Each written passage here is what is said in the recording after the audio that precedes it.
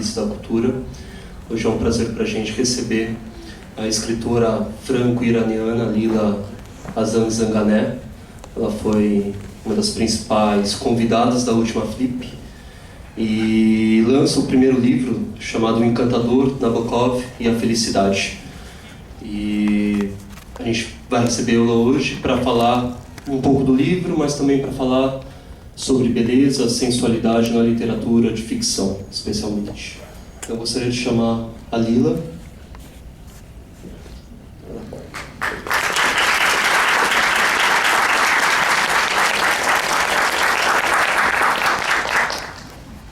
Olá, boa noite. Boa noite.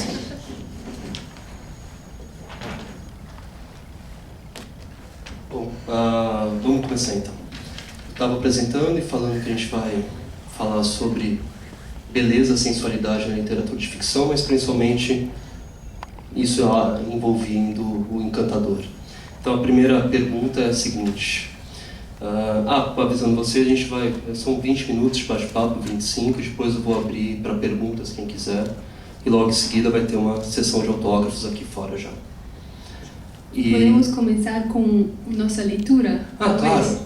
Ótimo. A Lila sugeriu que lêssemos uma...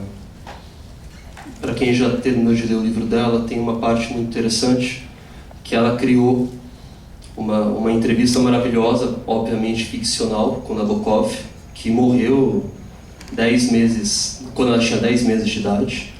E daí ela criou essa entrevista e ela sugeriu que lêssemos aqui. Ela vai ler uma pergunta e eu vou ler a resposta, porque tem a ver com o livro dela. Não, somente aqui e depois a pergunta. Então, primeiro, desculpa por sotaque francês e português muito esquisito, mas vamos tentar. Então é uma entrevista falsa. Aqui temos uma fotografia de Nabokov. Tinha esse livro, O Inferno de Dante, e falava: Virgílio sussurra, poeta fui e cantei, como se estivesse suspenso no tempo, nervosa até para erguer a cabeça. Dei uma olhadela discreta nas suas pupilas dilatadas. Afinal, tomei fôlego, fingi tossir, abri minha caderneta vermelha, mexi com a caneta hidrográfica, ergui o rosto e fiz a primeira pergunta. Então, eu sou Lila e ali é Nabokov. O que ficou da sua rica e infinitamente doce língua russa, depois de completar sua Lolita americana? Eu, Nabokov, agora leio. Lolita, como já escrevi, foi o registro do meu caso de amor com a língua inglesa. No entanto, quando tentei traduzir minha Lolita para o russo, senti, infelizmente, que minha maravilhosa língua russa havia enferrujado, tal qual uma casa de veraneio abandonada nas neves do norte. Mas nunca me arrependerei da minha metamorfose americana. O russo será sempre minha língua favorita. É a minha própria, e nada no reino da melodia linguística pode se comparar às suas escuras modulações aveludadas. Porém, o inglês é um meio bem mais flexível e posso retorcer seu vidro incandescente a meu bel prazer, para produzir os meus próprios fios de contas translúcidas. Sua prosa é mais delirante e sua precisão intercambiante é, até onde sei, incomparável. Vim a crer que se deve escrever, essencialmente, em inglês. Obrigada. Bom, então para começar, antes da primeira pergunta, só queria, para apresentar um pouco melhor a Lila, há algumas relações. Como disse, Nabokov morreu quando ela tinha 10 meses de idade, mas a paixão dela pela literatura dele ultrapassa, extrapola somente o que ele escreveu. Nabokov tem muitas similaridades com a vida da Lila também.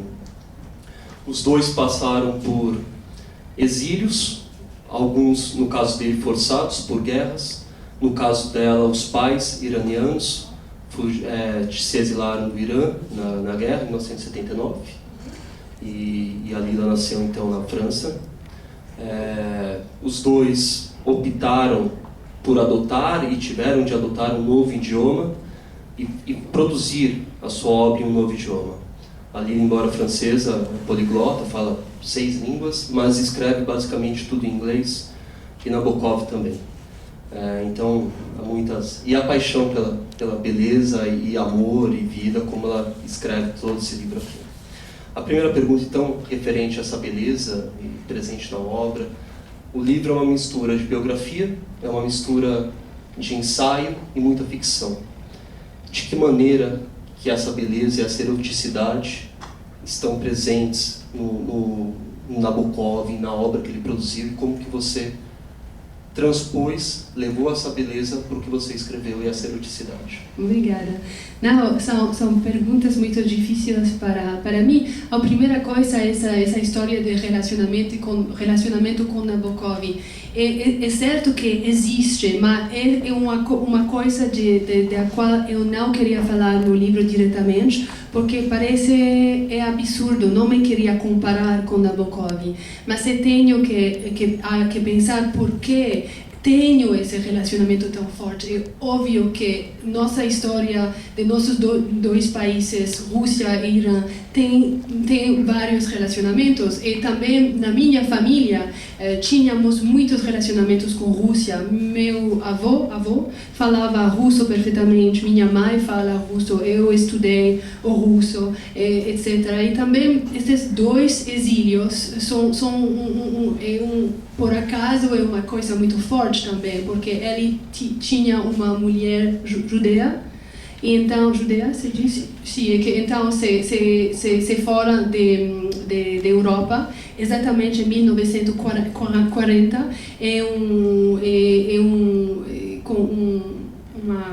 uma nave? Não, ship. Como se diz? Navio, sim. Que era o último que passou, porque o navio que passou depois nunca chegou para a América. E eles chegaram, e depois na América foi um segundo exílio, e depois voltaram para a Europa. Então, essa coisa de escolher a língua inglesa foi uma coisa muito particular, e foi por causa da sensualidade enorme do inglês. E ele, exatamente como fala nessa entrevista imaginária, escolhia a língua porque tinha uma luminosidade, uma possibilidade de beleza e de elasticidade que talvez era impossível reencontrar em outras línguas. E ao princípio foi muito difícil para ele sair do russo, e falava da qualidade mágica da língua russa, e que foi uma dor imensa. E depois encontrou outra vez, e achava que encontrar a América, e esse capítulo que agora limos juntos, é um capítulo que se chama América, e como encontrou essa felicidade outra vez em América. E fala que encontrar a América com toda a sua complexidade e sua beleza foi exatamente como se ele estivesse procurando uma solução em um jogo de xadrez. Que talvez as soluções mais elegantes em xadrez são as soluções mais simples, e que ele tinha procurado tantos anos, morando em Germânia, morando na França, e não gostava de Germânia, não gostava da França, e finalmente encontrou nos Estados Unidos esse sentido de beleza, essa possibilidade infinita. Também cores nos Estados Unidos para ele foram uma revelação de beleza. E toda Lolita é uma fotografia cheia de cor e de luz dessa América. E para mim, ao princípio, foi esse encontro com os livros americanos de Nabokov. E eu também tive 2 exílios. Então, os livros se mudaram exatamente como um ponte, não? Como uma visão mudada. E por isso que queria falar de Nabokov, porque ler esses livros, ler esses romances, sempre muda nossa visão das cidades, nossa visão do mundo se mistura sempre com nossa alma. E então, assim, de sua visão de beleza, a minha visão de beleza era uma continuação que eu também queria compartilhar o contágio. Contágio? Sim.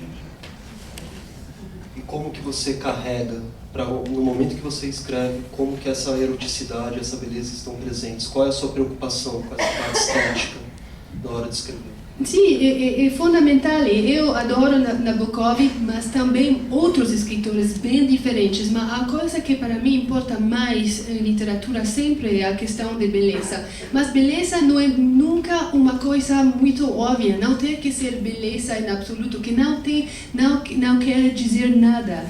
A beleza também pode ser uma questão de originalidade, como Nabokov sempre falava que a única honestidade do escritor é originalidade. E então pode ser uma questão de originalidade, é sempre uma questão de voz, é sempre uma questão de estilo. E para mim, sim, a questão verdadeira foi de encontrar um estilo, de encontrar uma beleza minha na língua inglesa. E também uma voz que seja minha, porque o contágio era muito forte ao princípio. Então, a gente precisa sempre ler e reler a voz alta para ouvir o texto, para ouvir a linguagem e para também ouvir o ritmo, que é muito importante. Nabokov foi muito importante, mas também muito polêmico. Muitas pessoas detestam a literatura dele exatamente por acharem moral, quando essa eroticidade, por exemplo, está presente não só no relato da natureza, mas também, às vezes, numa relação de incesto ou pedofilia que fizeram parte de alguns livros dele, como Ardor, Ardor. Como que você enxerga, como que você observa essas pessoas que não conseguem perceber a sutileza dessa beleza da Nabokov e tratam a obra dele como imoral?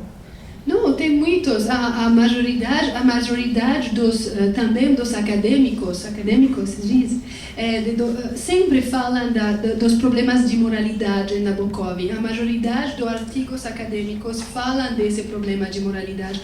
Eu não podia mais. Tinha lido muitas coisas porque trabalhava sobre Nabokov também como estudante na França e finalmente li um artigo de um intelectual francês que se chama Denis de Rougemont, um livro que se chama Amor e Ocidente. E nesse livro Amor e Ocidente, que é um livro maravilhoso, que um conselho seria um presente de ler para a primeira vez esse livro. E ele não escreveu a propósito de Lolita no livro, mas depois escreveu uma adição especialmente a propósito de Lolita. E nesse livro Denis de Rougemont explica que toda a história da literatura ocidental é uma história de transgressão. E que sempre é uma questão de obstáculo e de transgressão, desde Tristan e Isolde até Lolita. E explica que no século XX temos um problema, e que como escrever uma história de amor quando transgressão não existe. E temos dois tabus, um é pedofilia e outro é incesto. E por isso, com esses dois temas, ele escreve uma das grandes, talvez uma das únicas histórias de amor do século XX, mas em todos os livros fala de transgressões, sempre essa história de pedofilia, de meninas, de incesto. E Ada também reescreve uma história como em os Jardins do Éden. E lembro que na Flip, o escritor italiano Roberto Calasso falou de Kafka. E falou que Kafka explica nas memórias que o paraíso está aqui. E que o problema não é o árvore de conhecimento. O problema para os seres humanos é que esquecemos de tocar ao árvore de vida. E isso é exatamente de que fala Nabokov. Fala que o paraíso verdadeiro está aqui, nesse mundo. E Ada recria esse paraíso, recria uma situação com Adão e Eva. E Adão e Eva que são um extraído da outro. Sim. Ada e Ivan e Ada são também primos e depois também irmã e irmão. Então sempre tem esses relacionamentos muito fortes, simbólicos, poéticos, também muito irônicos, cheios de cores, de luzes, para recriar esse paraíso aqui nesse mundo. Sempre fala dessa possibilidade. Mas como você observa como escritora, então falando desse assunto, a imoralidade e a sociedade de hoje, uma vez que teoricamente somos tão modernos, livres, mas continuamos achando imorais certas histórias e certos livros, não só do Nabokov, como outros de ficção. Sim, mas quais são imorais, por exemplo? Não, vários, ou da geração Beat, por exemplo. Como que você observa a sociedade hoje, essa modernidade, mas que continua enxergando a imoralidade em todos os lugares? Sim, é uma coisa muito esquisita para mim. Não sei exatamente o que significa imoralidade em arte. E Nabokov também falava que Nabokov não tinha nenhuma moralidade. Em inglês fala, Lolita has no moral in tow. E fala em um texto muito curto, que se chama a propósito de um livro intitulado Lolita. E ele pergunta o que é exatamente pornografia. E diz em inglês é uma copulação de clichê. Então, pornografia não é uma questão de conteúdo. Pornografia é uma questão de estilo. Então, seria uma clichê, é uma questão de banalidade. Pornografia é banalidade. Com arte, para mim, é talmente óbvio que me parece um discurso super já do passado, mas é verdade. Também falava com vários intelectuais ou escritores americanos que acham que hoje seria impossível publicar a Nabokov nos Estados Unidos. Eu não sei, sempre acho que nossas culturas são um pouco mais desenvolvidas que achamos. Mas sempre uma questão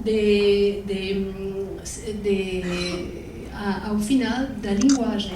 Com essa linguagem forte, a gente pode contar toda a coisa do mundo.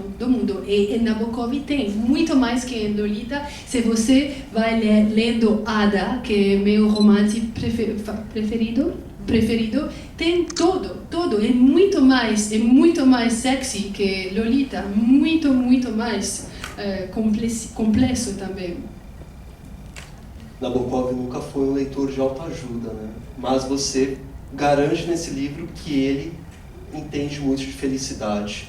E todos os capítulos a palavra felicidade está presente. Por quê?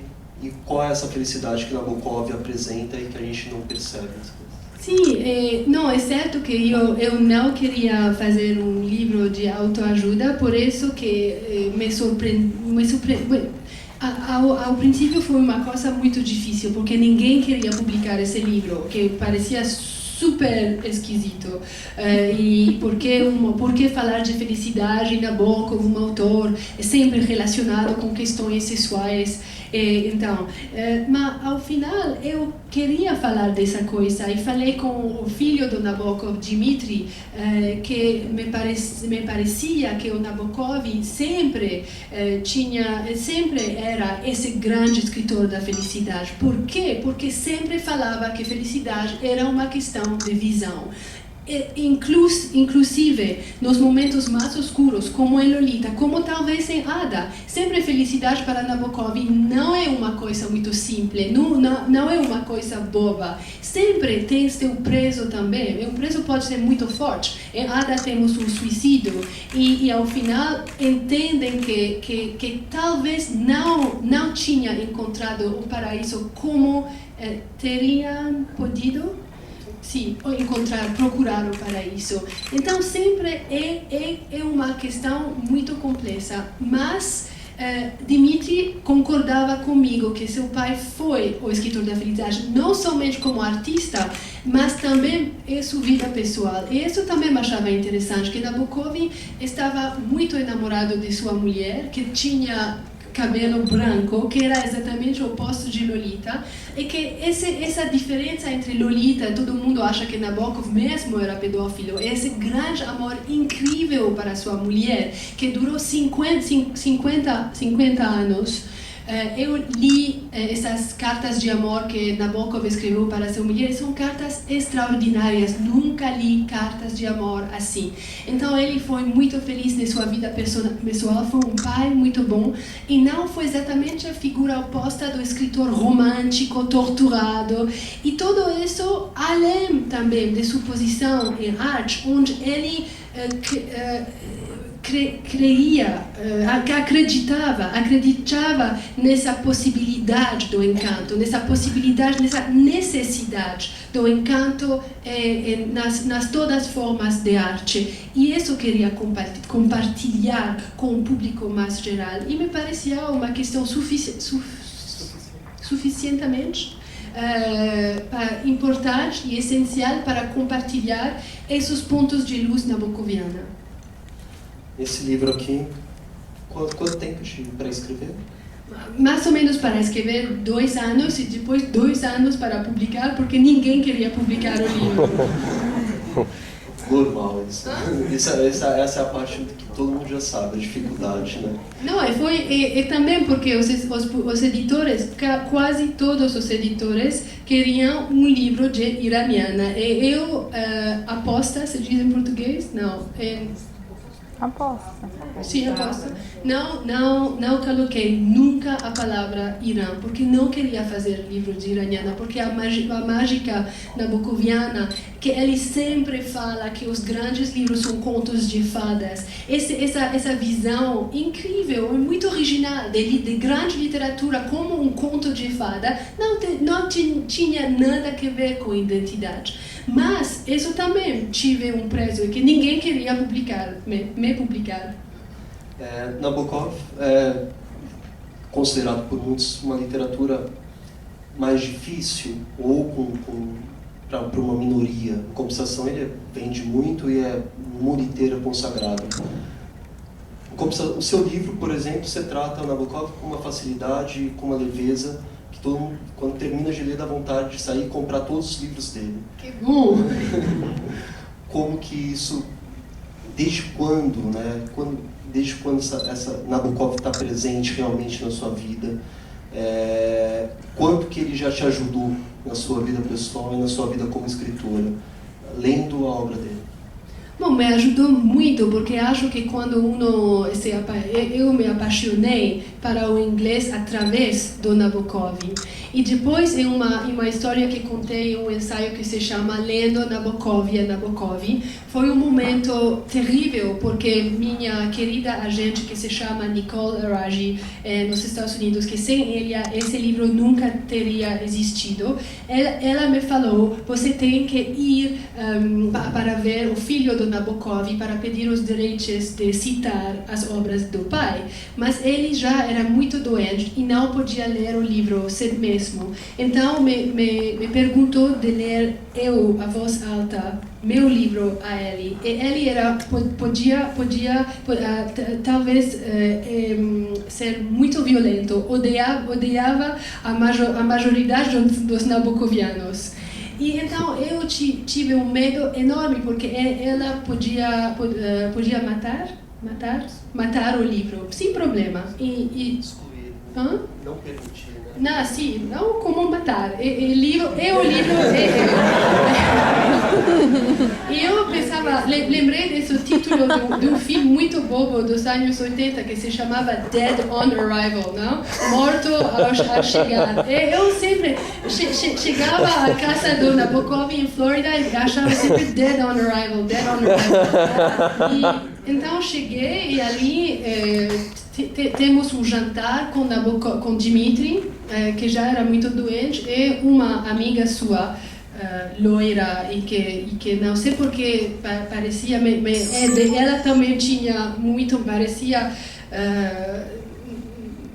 um personagem de conto de fada. É um jantar super esquisito. Ao final, os dois falaram: você tem que ler a voz alta. Então, eu, para 3 dias e 3 tardes, li para Dmitri Nabokov meu livro. E ele era cantor de ópera, era basso profundo, que é uma voz assim muito grande, não? E ele me falava e não ouvia muito bem. Então, eu falo normalmente, não, como quando falo em português, falo como uma menina, porque não sei ainda falar muito bem. Mas normalmente quando falo inglês ou francês, falo demais rápido. E com Dmitri falava mais rápido, porque tinha muito medo que ele me disse, não, basta, é horrível. Terminamos todo. Então, lia muito rápido e ele me dizia slower, mais lentamente, mais forte, porque não ouvia. E algumas coisas gostou e depois não gostou de outras coisas. Mas a coisa incrível para mim, muito forte do ponto de vista emocional, foi que ele, pouco a pouco, porque era muito inteligente, gente achava que, como era filho de um gênio, não era inteligente. Na verdade, ele era muito inteligente. Não era um gênio, mas era muito inteligente, com um sentido das línguas incrível. E ele corrigiu 2, 3 coisas que ninguém tinha visto, erros de meu inglês.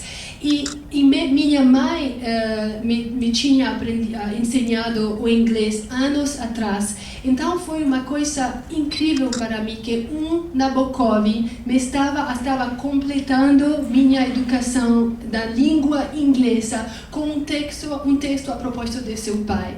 E ao princípio me falou: essa entrevista é demais, it's too close to home, parece demais natural, por que você está inventando isso? E eu explicava porque quero fazer um retrato imaginário que também seja ficcional, porque temos que pensar juntos, que refletir. Por quê? Porque além de Nabokov, por que literatura importa? Por que ler importa? Por que beleza importa? Mas para falar de beleza, de imaginação, precisamos utilizar meios de ficção. É impossível escrever um ensaio muito chato. E Nabokov mesmo odiava ensaios chatos. Então, era impossível falar de Nabokov e de felicidade com um ensaio muito chato. Então, queria fazer uma coisa muito lúdica, mas sabia também que não iria gostando a Dmitri Nabokov, que o livro seja muito lúdico. Mas, ao final, foi uma coisa incrível e o livro gostou, em geral, não todo, mas gostou. E ao final perguntei muito rapidamente: você me está, are you giving me the rights? Você me está dando? E me falou: sim, claro, dá certo. E então eu me fui com uma bicicleta, porque não sei dirigir carros, e com todo o manuscrito em uma bicicleta em Flórida, como suspendida entre, não sei, esperança e felicidade.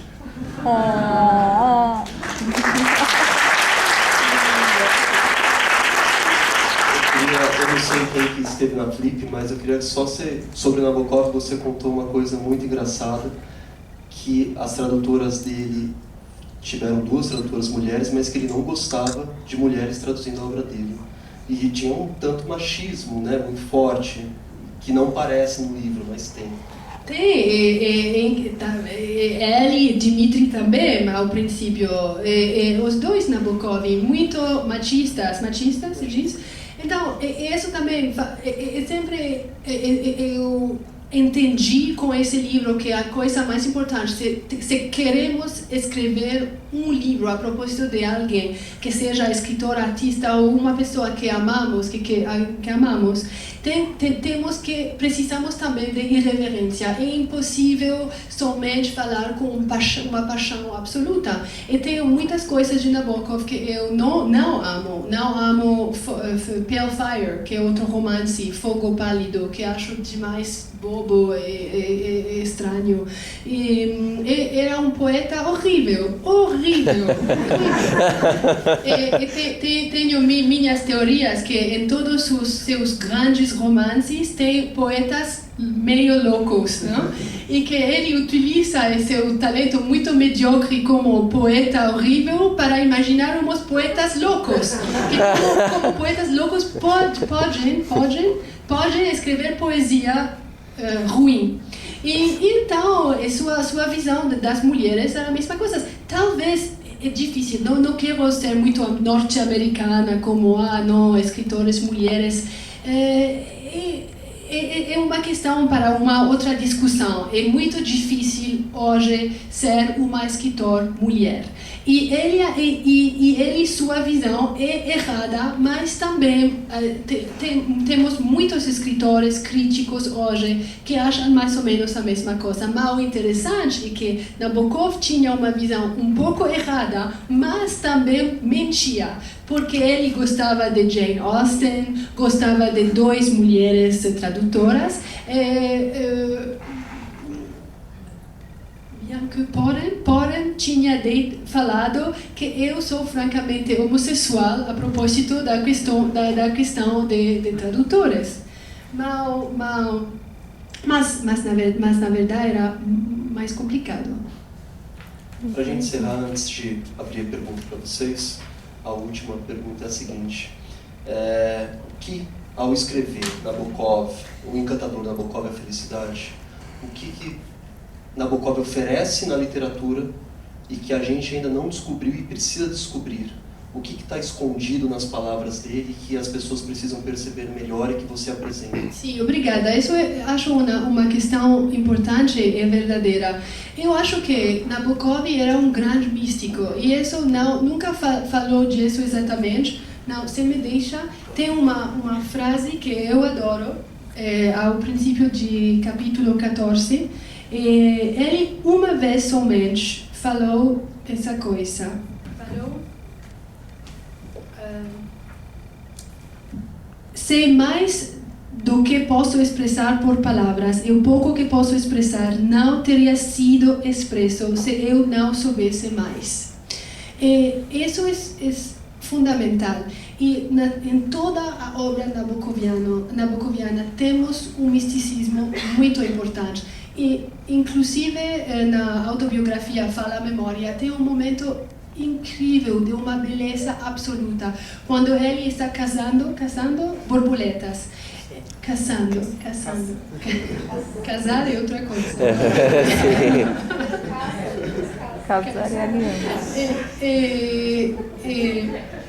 Está caçando borboletas e fala de um sentido de gratidão. Em inglês dizem de gratidão, a thrill of gratitude to whom it may concern, e que sente a presença de uns fantasmas, ghosts, fantasmas, a friendly ghost humoring a lucky mortal, que estava como brincando com um mortal que tinha sorte de estar vivo. Essa coisa é muito forte por todas partes na obra nabokoviana. E o capítulo 14, que para meu coração é um capítulo muito importante, fala dessa fé. Ele tinha uma fé muito forte. É uma possibilidade de concórdia, uma possibilidade de beleza. E todo o livro fala disso. E ao final é minha lição para minha vida, dessa leitura que vai sempre continuar com Nabokov, com um companheiro de viagem.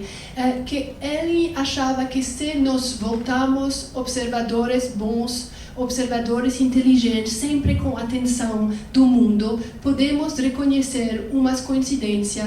E tem uma frase de Ada onde fala que precisamos de uma lei da matemática onde depois de certo número de coincidência não é coincidência, mas é the living organism of a new truth. É o organismo vivente de uma nova verdade. Uma tradução ruim. Mas isso é o principal. E quando eu falo de pontos de luz nabokoviana, é exatamente isso. E, inclusive, quando estava escrevendo sua autobiografia, dizia, não são os detalhes que importam, porque como todos os escritores mentiam muito, várias coisas. Uma escritora americana que tinha escrito a biografia da Vera falava, mas ele mentiu a propósito de como se encontraram com Vera. Mas óbvio que mentiu. Tem 5 versões diversas de como se encontraram. É normal, não é isso que importava. Eram os pontos de coincidência em sua vida. Aqui temos um tema com um cachorro que surgiu na Rússia. Esse cachorro exatamente o mesmo cachorro surgiu depois na América. É um ponto do livro de Lolita, um número. E isso para ele formava como pontos de uma obra de arte inscrita na vida, inscrita na textura da vida mesma. E isso é sua fé. Sua fé é uma possibilidade de luz e de concórdia e de beleza além desse mundo cotidiano.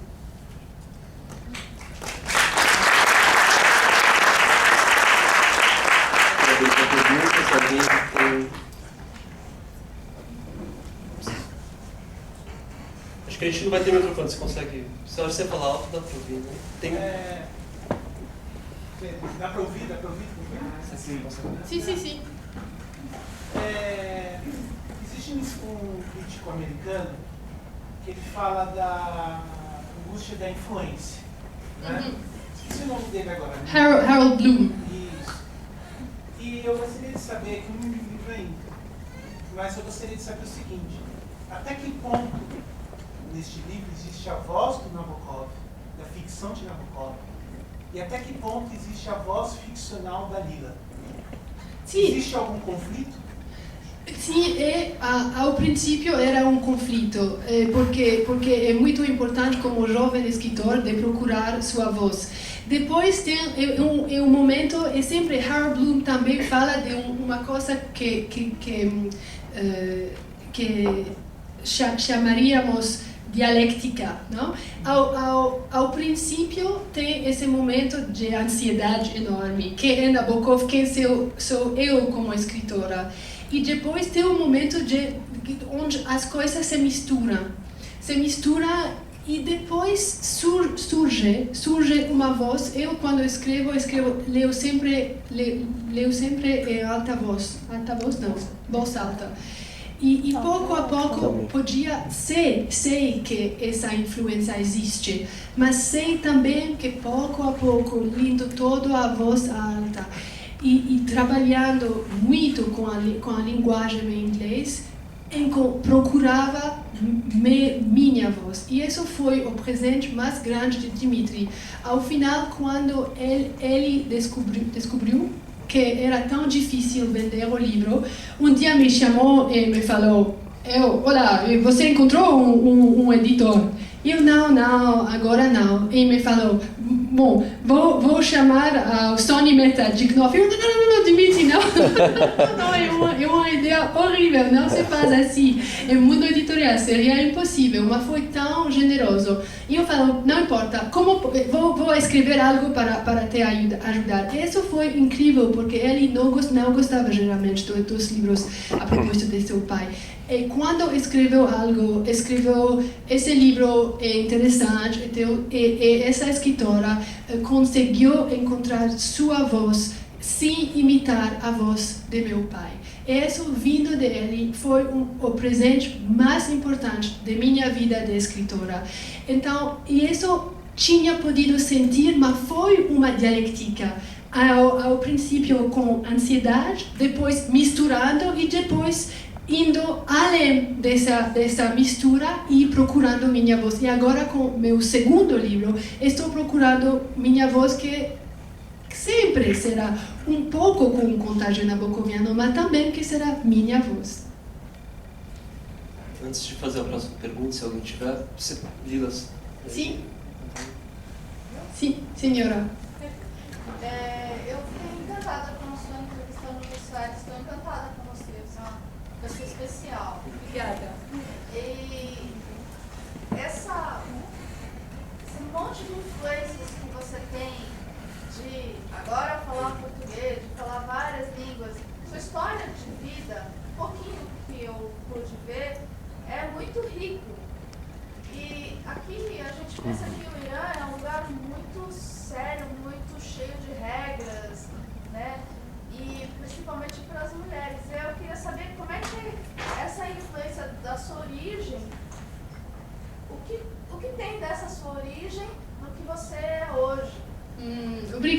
obrigada. Sim, é uma questão verdadeira também. Eu acho que sou muito iraniana ao final, mas falávamos disso. Sempre falo franco-iraniano porque nunca morei no Irã. Somente um mês, e tinha 7 meses. E depois nasci em França. Mas toda a minha cultura é iraniana. Falo persa em casa, meus pais são muitos iranianos. E para mim, acho que o presente da cultura iraniana é muito grande. E o problema também é uma questão de percepção. Infelizmente, temos percepções muito escuras do Irã por causa do governo iraniano. Mas o governo iraniano não tem nada a ver com o povo iraniano. O povo iraniano adora americanos, adora judeus, tem uma história muito longe com Israel. São coisas que nadie sabe. Temos a população judia mais grande do Médio Oriente depois de Israel. E também relacionamento que está escrito na Bíblia. Então, e tudo isso faz parte de uma cultura antiga, é muito rica, também como uma espiritualidade, sim, muito forte. E isso também acho que, claro que tudo isso conta, tudo isso faz parte de minha educação, de minha alma, também de minha curiosidade para os demais. Não? É difícil. Agora, nesse momento, eu sou muito perfeccionista, então é uma vergonha, uma dificuldade falar como uma menina, mas também estou tentando falar em português, porque sempre tenho paixão de falar com os demais, de comunicar, de fundir-me em um povo, por essa questão de ser uma exiliada. Então, sempre, sendo iraniana, gostaria de encontrar casas por todas partes, casas portáveis, casas da imaginação, mas não é suficiente. É maravilhoso o mundo de arte, mas também precisamos de encontrar pontos de referências reais. E por isso a linguagem é muito importante, porque a qualidade da comunicação muda. Quando por todas partes no Brasil, por exemplo, mesmo com um sotaque horrível, com erros, falando com gente, muda, porque todo mundo me pode corrigir, eu posso comunicar melhor, entrar em uma dimensão, não uma dimensão muito mais íntima, mas também um pouco metafísica, um pouco como sentir o mistério de um povo, o mistério de uma cultura. E isso é uma curiosidade que tem raízes muito antigas em minha cultura. Alguém mais? Sim. Você é apaixonada pelo Nabokov, eu sou estritamente apaixonado pelo Oscar Wilde. Os dois são interligados por muitas coisas, por essa ligação muito forte com a beleza, por ser extremamente polêmico, por acreditar veementemente naquilo que eles estão escrevendo. Eles pagaram um preço caro por isso. Eu queria saber de você, que conhece melhor a obra do Nabokov, se o Wilde exerceu alguma influência na linguagem, na escrita e no estilo do Nabokov. Isso seria um sujeito para uma pesquisa. Na verdade, eu não sei se tinha uma influência. Eu lido muito sobre Nabokov, nunca li, na verdade, uma coisa a propósito da influência do Wilde sobre Nabokov. Mas é verdade que, pensando essa coisa agora, esse assunto, acho que é óbvio que tem os dois muitos relacionamentos com linguagem, o estilo, uma atitude. Mas não sei, você tem que pesquisar, né?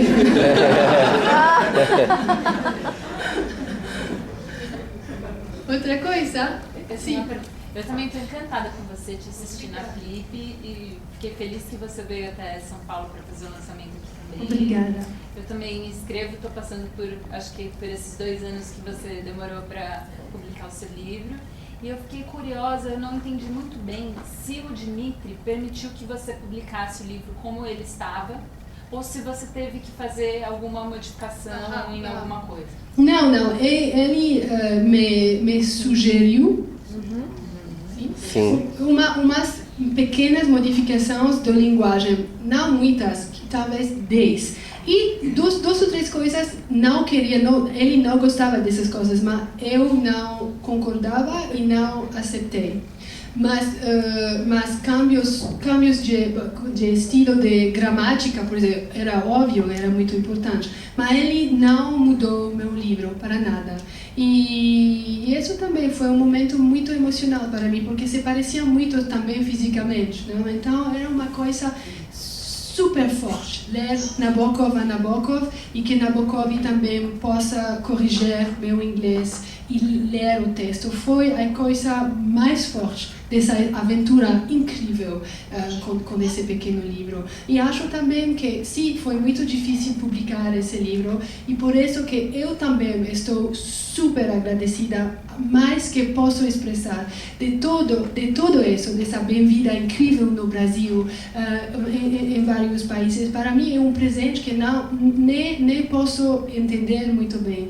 A única coisa que acho é que se queremos escrever coisas falando de literatura, parece um pouco bobo, mas eu acredito realmente nisso. Acho que a integridade é muito importante. Inclusive com o segundo livro, é um livro quando falei a uma amiga americana, que é uma escritora maravilhosa, o sujeito do segundo livro me falou: ai, outra vez, um livro que não é comercial, que vai ser muito difícil de vender. Eu falei, sim, mas acho que quando coisas têm integridade, quando trabalhamos, quando achamos, não somos gênios, mas achamos essa beleza.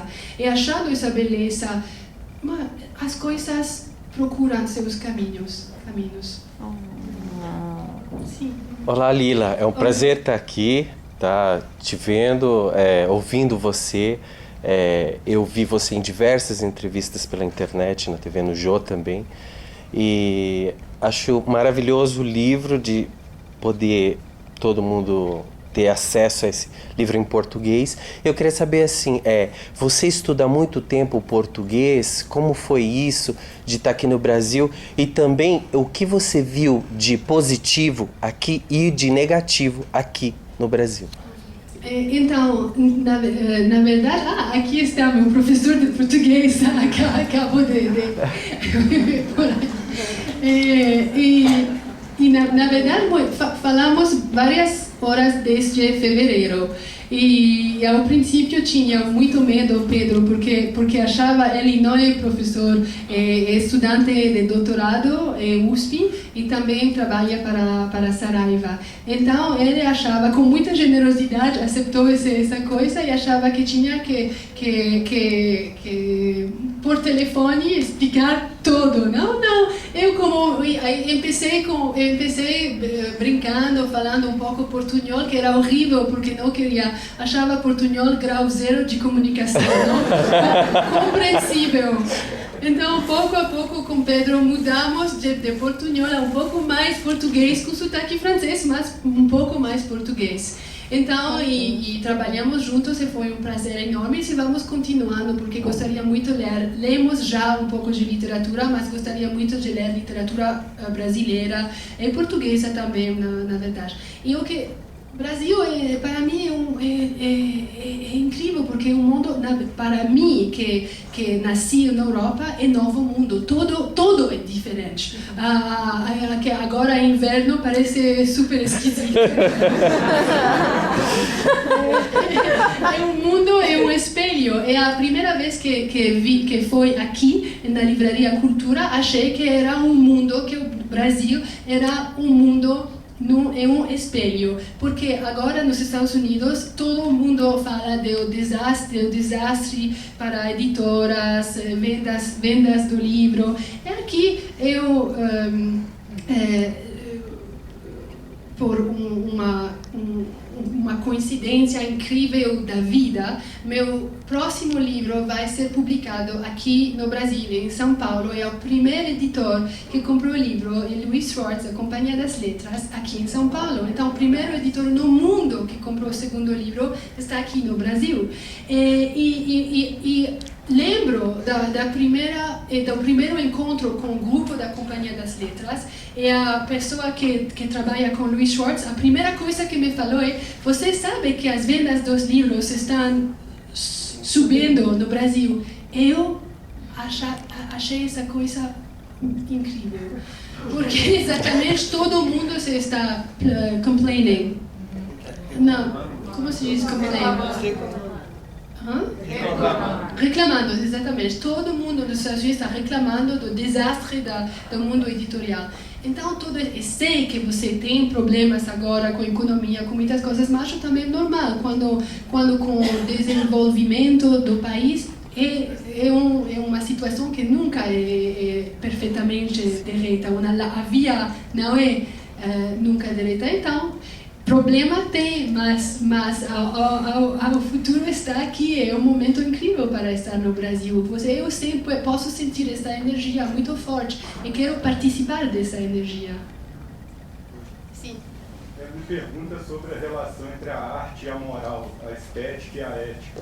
Você não pensa que a função da arte não é só deleitar por meio da cor, da forma, do som? A arte não teria uma função de elevar a sociedade a um nível de educação, de formação humana mais alto, de transformar o mundo?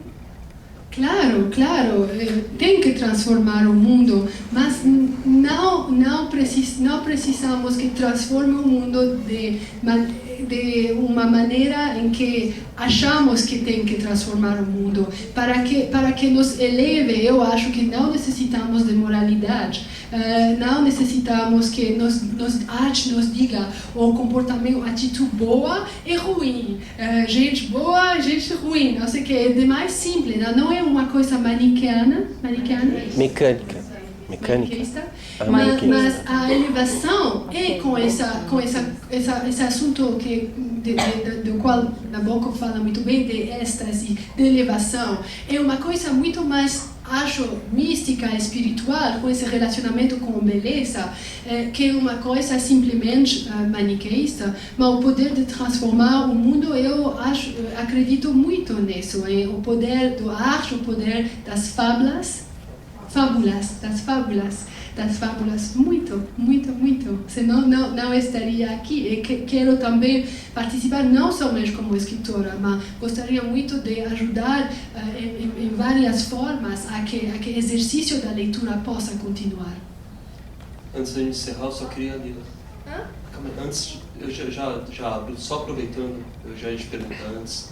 Você acabou de mencionar a Companhia das Letras. Eu queria que você falasse brevemente do novo livro que você já está escrevendo.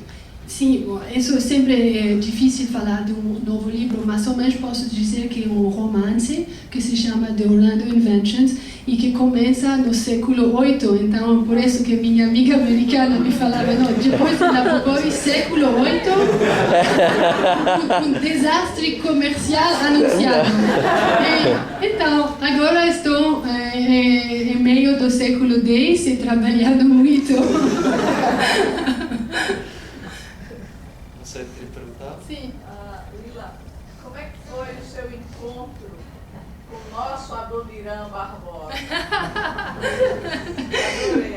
Adoniran Barbosa, sim. Ao princípio, quando vi São Paulo, achei que se parecia muito a Los Angeles, Tóquio, uma cidade enorme. E, na verdade, a primeira vez que eu vi essa canção, por isso que adorei essa canção, entendi outra coisa de São Paulo. Quase não se poderia explicar, mas é um espírito, não? Um espírito, algo de... Eu lembro que tinha cantado essa canção assim como para brincar com amigos em Nova York e que uns amigos me falaram, pero esse Adoniran está mentindo porque não posso ficar nem um minuto com você porque tem outra mulher, não é sua mãe que está escrevendo,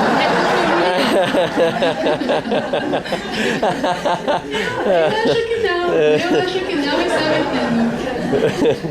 Talvez sou eu que sou simples, mas acho que não está mentindo. E adoro que fala que te amo, mas não posso ficar nem um minuto com você. Porque a vida é demais complexa e tenho este trem para já sanar. E somente nessas notas, agora não quero cantar mais. Mas quando diz moro e já sanar, adoro cada vez que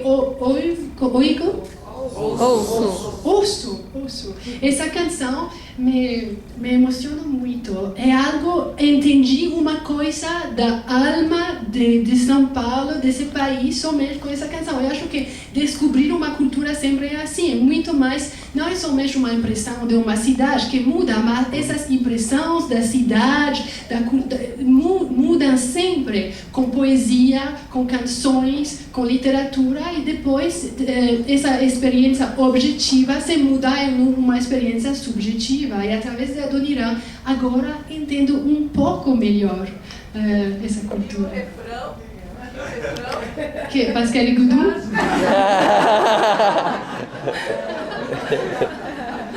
Gente, não, sim, falta. Bom, a gente tem que encerrar, na verdade. Vamos fazer. Faz a última, então. Você levantou a mão primeiro? Não, sim. E lá, boa noite. Boa noite. Nós falamos por internet. Queria saber de você quais os projetos que você tem para o Lisboa Encantador. Se há outros países que você vai estar visitando, apresentando. Não, obrigada. Agora a publicação vai ser em China, que isso foi uma surpresa absoluta, mas não tenho, agora é uma experiência exatamente ao revés da experiência brasileira, porque não me escreveu nadie, eu perguntei à minha gente, mas essa coisa da China é verdadeira? Porque nunca me escreveram, e ela me falou, não, é normal, na China não fala com os autores. Então, não vou ir para a China e não vou aprender o mandarino, graças a Deus.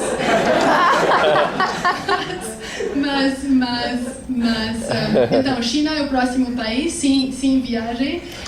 Eu vou agora trabalhar no segundo livro, que é esse romance de Orlando Inventions, que minha gente, somente por razões suas, porque ela é maravilhosa, é uma fada, somente queria vender a companhia e não vendeu a ninguém outro editor. Ele falou não a todos os outros no mundo. Então, agora estou em uma situação incrível, que meu primeiro editor é brasileiro, que é uma coisa lindíssima. E também estou trabalhando um projeto de filme, a propósito, não exatamente um encantador, que seria impossível, é ridículo, mas sobre Nabokov, porque dois produtores foram a ver-me em Paris e me falaram: você seria interessada? Eu achei que seria interessante criar uma ficção, um filme de ficção, um feature film a propósito de Nabokov, sua vida. Então estamos trabalhando nesse projeto, que também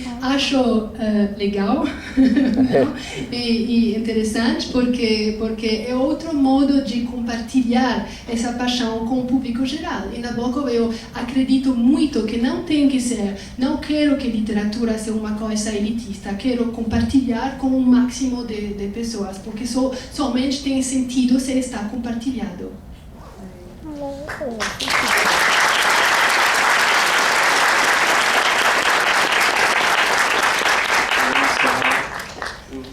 Eu tinha visto que você já levantou a mão 2 vezes. Vamos uma última vez. Mi pregunta es sobre Irán, sobre si tú crees que si Mossadegh se quedara en el poder, ¿tú crees que este gobierno no tuviera chance? Y la otra pregunta es sobre la mentalidad de Irané Bozorg. Irané se une en sus fronteras históricas, si esto es posible o no.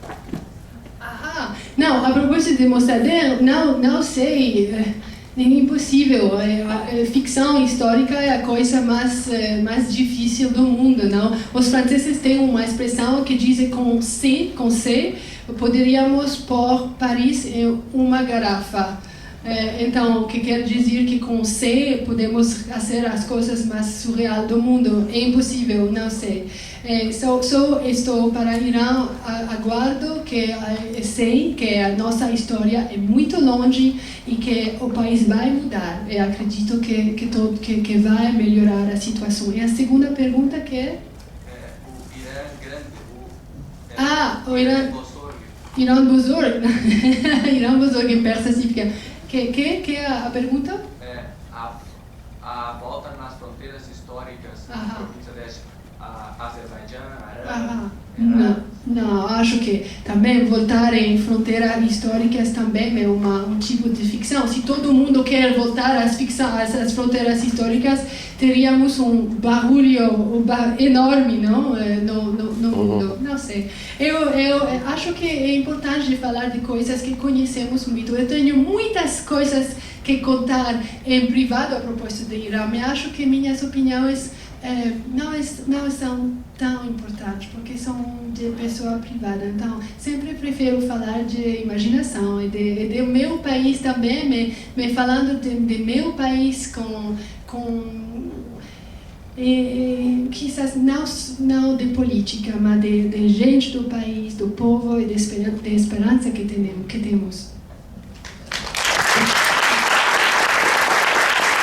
Parabéns! Eu queria agradecer imensamente a presença de vocês e muito mais da Lila. A Lila na Flip foi um encanto, todo mundo que a conheceu lá, homens, mulheres, assessores, jornalistas, todo mundo ficou toda hora querendo conversar com ela por causa da simpatia, do carinho que ela tem com todo mundo. E é esse motivo que está, esse carinho, essa simpatia estão aqui nesse livro com o Nabokov. E aqui também. Então eu queria muito agradecer. Muito obrigada, Gustavo, a você. Muito, é a Livraria Cultura.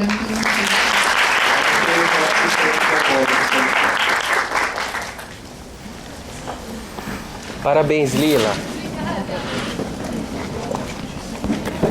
Obrigada.